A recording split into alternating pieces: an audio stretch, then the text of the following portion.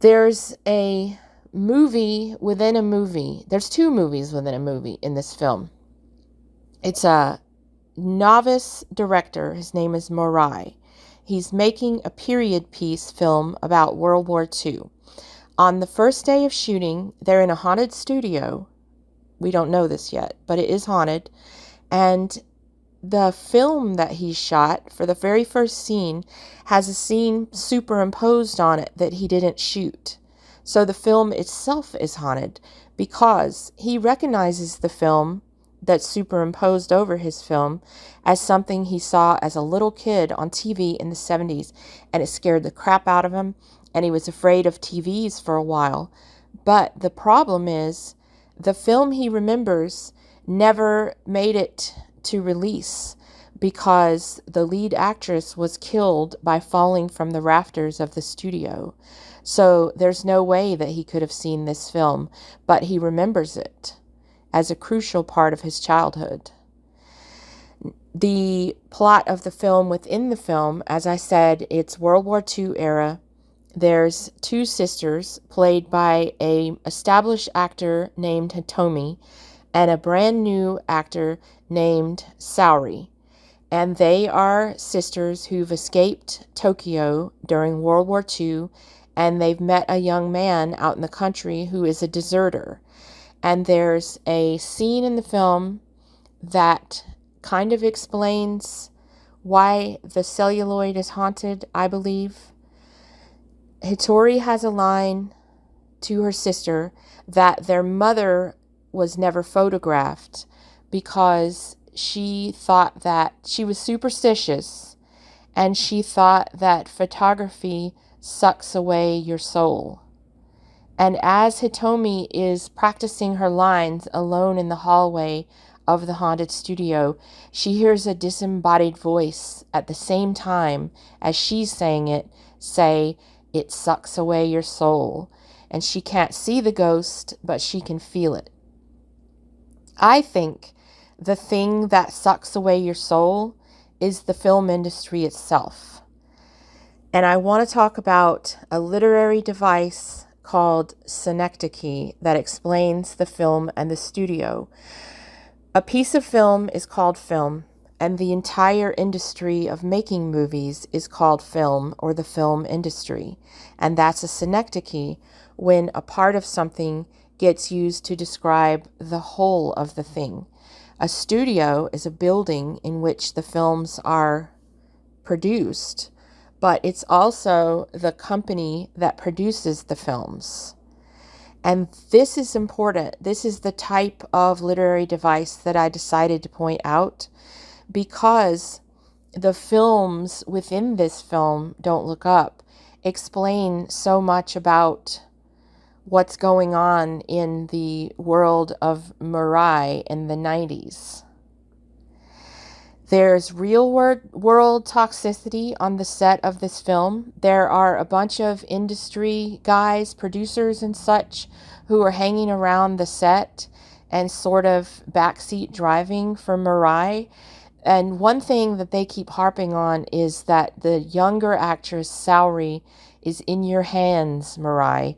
It's her first movie, and it's obvious they have positioned her to be a big star in this studio's system.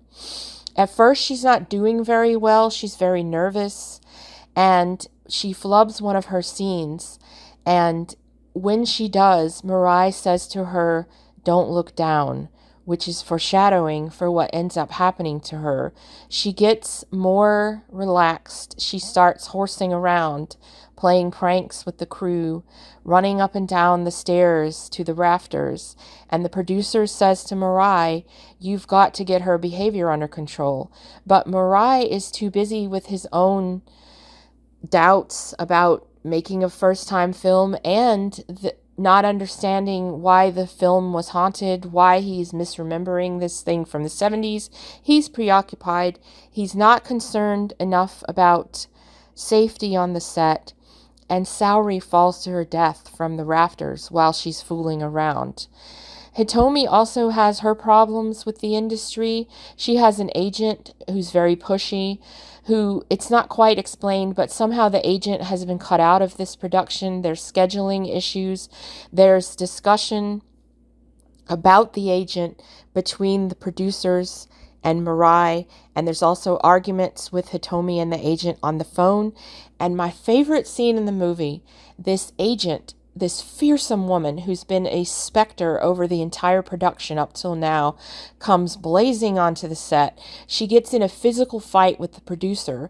They're pushing each other and she's slapping at him, and then she just stops in her tracks. And you figure this is the type of woman that's never been afraid of anything in her life. But she just says, "What kind of film is this?" And she whips this amulet out of her purse and forces her client Hitomi to take it, and she just leaves in a trail of fuller's earth, never to be seen again. Now, after Saori falls from the rafters, they attempt to finish the film. They have 1 day left of shooting. So they bring in the actor who's playing the deserter, and they bring in a stand-in for Saori's part. And it's important. The actor playing the deserter says, "I feel like the camera hates me. But I feel like the camera hates everyone." This final scene is going fine with the stand-in, but suddenly Hitomi sees something off screen, and it's the ghost of Saori. And then the stand-in comes in behind her and starts laughing maniacally. And that's exactly what happened in the scene from the 70s that got superimposed over the film at the beginning. That the lead actress sees something that frightens her, and then the ghost comes up behind her and starts laughing. And it's like they're living in a loop. And I can't help but point out that this film is being produced in Studio 8, as we're shown in many establishing shots throughout the film, that they're in Studio 8. And if you turn 8 on its side, it's the infinity symbol. So it's like Mirai and possibly everyone else is in a loop where this is going to keep on happening. But the craziest thing is that the credits roll, this is over with. We're looking at different shots of the empty studio, and the ghosts are still in the rafters, and it seems like they're breaking the fourth wall, and they're laughing at us. And I realize that we, the viewers, are a part of the film industry. We are arguably the most important part of the film industry, because if it wasn't for people like us, then there wouldn't be people like them producing the films. So that is a pretty harsh reading of viewers, especially me. But I promise that next week I'm going to have something sillier, something more lighthearted, and I'm going to talk about the 1981 TV movie, This House Possessed. But until then, be sure to look up, look down, look all around. You might see a ghost. Bye-bye.